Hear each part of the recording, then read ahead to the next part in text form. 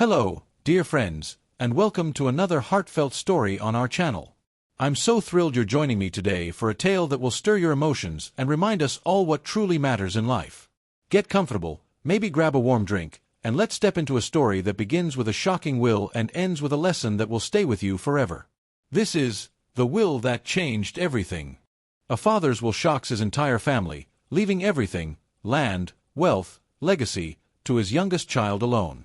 Why would he make such a choice? What secret was he keeping? In a small town nestled among rolling hills, the Thompson family lived in a sprawling farmhouse surrounded by fields that had been in their family for generations.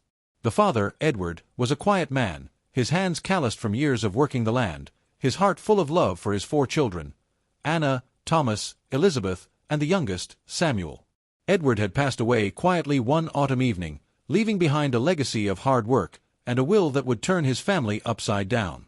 The family gathered in the living room, the air thick with grief and anticipation. The lawyer, an old friend of Edward's, opened the will and read aloud, "All my land, my savings, and the family home are to be given to my youngest son, Samuel."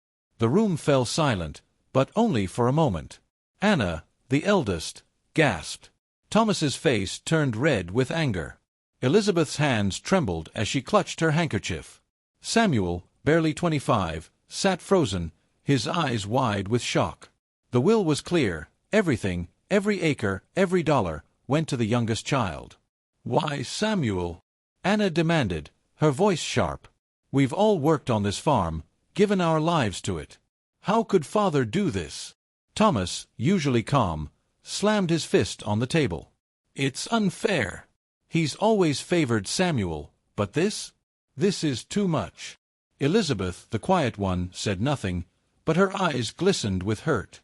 Samuel tried to speak, to explain he hadn't asked for this, but his siblings' anger drowned him out. The family that had once shared laughter over Sunday dinners was now fractured, their voices raised in accusations and pain. For weeks, the farmhouse became a battleground. Dinners, once filled with stories and warmth, turned into heated arguments. Anna spoke of hiring a lawyer to contest the will. Thomas refused to even look at Samuel, convinced his brother had manipulated their father. Elizabeth withdrew, her silence louder than words. Samuel, overwhelmed, moved to the guest room, unable to bear the weight of his siblings' resentment. The tension grew, threatening to tear the family apart. There were whispers of lawsuits, of selling the farm, of walking away forever. The love that had once held them together seemed to unravel, thread by thread, all because of a single piece of paper. One rainy afternoon, as the siblings sorted through their father's belongings, Elizabeth found a locked wooden box hidden in the attic. Her hands shook as she opened it, revealing a stack of old photographs, a few cherished keepsakes, and, tucked at the bottom, a sealed envelope addressed to "My beloved children." They gathered around the kitchen table, the same table where they'd once shared meals and memories. Anna opened the letter, her voice trembling as she read their father's words aloud. "My dearest Anna, Thomas, Elizabeth, and Samuel, I know my will has caused you pain, and for that, my heart aches. I've watched you all grow into strong, kind people, each with your own dreams. But I made this choice for a reason. Samuel, your youngest brother, gave up his dreams to stay by your mother's side when she was ill. 4 years, he cared for her, day and night, without complaint, while you pursued your lives.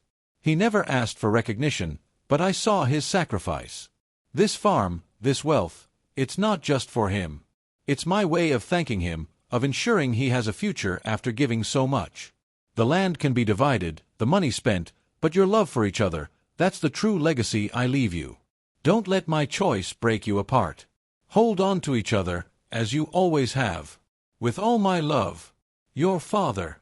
The room fell silent, but this time it was a different kind of silence, one filled with understanding, not anger. Anna's eyes filled with tears as she remembered Samuel staying home while she built her career in the city.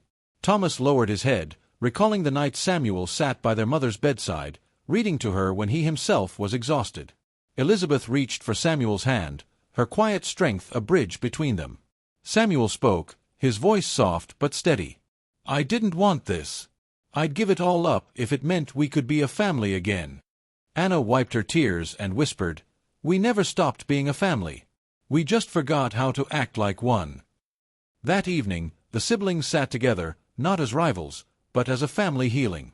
They talked, really talked, for the first time in weeks, about their mother, their father, the farm, and the love that had always bound them. They agreed to honor their father's wishes, not out of obligation, but out of respect for Samuel's quiet sacrifice. The farm would remain, a shared legacy, a place where they could rebuild what had been broken. From that day, the Thompson family dinners returned, not perfect, but filled with effort and care. They laughed again, shared stories, and learned to listen. Edward's will, once a source of division, became a reminder of what mattered most, not the land or the money, but the love that held them together. Moral of the story: money can be divided, but love cannot. True family is built on sacrifice, understanding, and the courage to forgive. Closing thank you. Thank you so much for joining me for this moving story today, dear friends. It's stories like these, about family, sacrifice, and the power of understanding, that remind us to cherish the bonds we hold dear. If this story touched your heart, please share it with someone you love. And I'd be so grateful to hear from you.